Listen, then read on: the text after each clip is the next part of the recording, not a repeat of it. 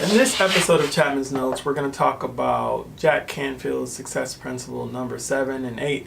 Both of them have to do with goal setting. Number 7 is unleashing the power of goals, and number 8 is chunking it down. Chapman's Notes, what we do is we take self-help books or psychology books. I infuse my expertise. Then we give you ways to apply this knowledge to become optimal performers. So in this principle number 7, principle number 8, both revolving around goals, a couple things for you to keep in mind. I get questions, I answer questions on Core. One of the questions I get a lot is around goals, and it'll be something like, well, how important are goals really? Shouldn't we focus more on just living in the moment? Why should we be burdened by these goals? And that might be how you're thinking about it. Like, oh, goal this, goal that. Everybody's talking about goals because it's New Year's Eve and it's a new year, new me. So you might be tired of hearing about this idea of goals. But I want to give you another way to think about it. We are goal-driven beings, right? We're goal-driven human beings. Our brain is developed that way. We have this part of our brain, the prefrontal cortex, that is responsible for executive kind of functioning, planning, and moving towards goals. So whether you intend to or not, you're going to be moving towards a goal. The question is, are you moving towards the goal you decided for yourself? Or are you moving toward goals that other people have decided for you? So think about life as just like a car. You're in a car, you're going to be moving, and your car is not going to stop moving just because you haven't created some goals. Just that it's going to be moving in a direction that other people have decided for you, because we don't stop moving. So goal setting, what it does for you is put you in the driver's seat of the car. Right now you can be the one determining where you're going to go and how you're going to go. But it can be overwhelming because sometimes we get in the car and we're thinking about how far we have to go. Like, okay, you're in Michigan and you think you got to drive to Florida. You realize it's going to take you over 24 hours. You don't know how you're going to make it the whole duration of the trip. But don't think about all of the time it's going to take you. Go state by state. That's what we're talking about when we say chunk it down. So chunking it down means that I take a bigger, broader goal and I chunk it down. And I've had to do this at various points in my life. So through all of my academics, but definitely when I was working on a doctorate degree. If I would have sat down at the beginning and realized how much it was going to take to get at the end, I probably would not be here today. But I didn't focus so much on the end until I got to the end. I took it day by day, which was important for me because while I was working on my doctorate degree, I was doing other things. Like I was teaching, I was doing administration. So I needed to focus on each day, and each day needed to have its own purpose. So what I would do is just chunk down my goals. I would plan, like, okay, here's my graduate program, and this is what I need to do this semester, right? I need to take these 5 classes.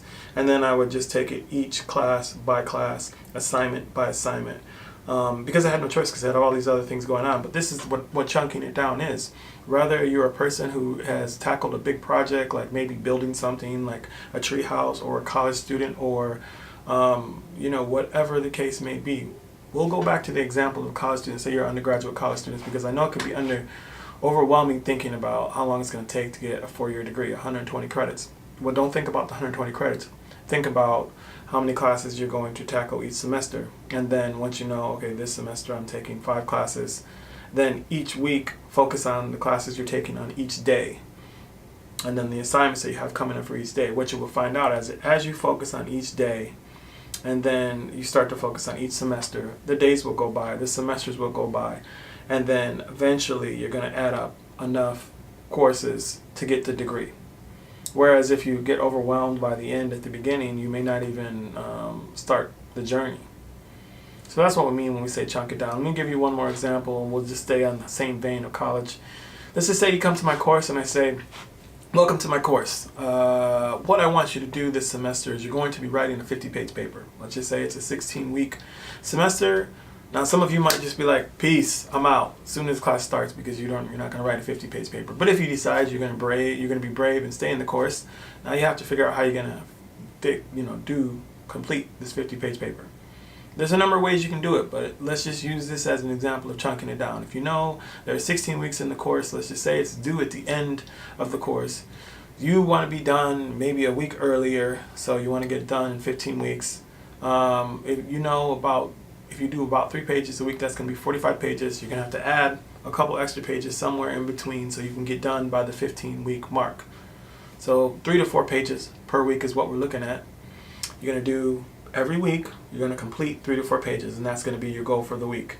And then if you have a week where you're kind of overwhelmed because of the other classes you have and other things you have going on, then you can catch up the next week and do 8 that week instead of the 4 because you missed.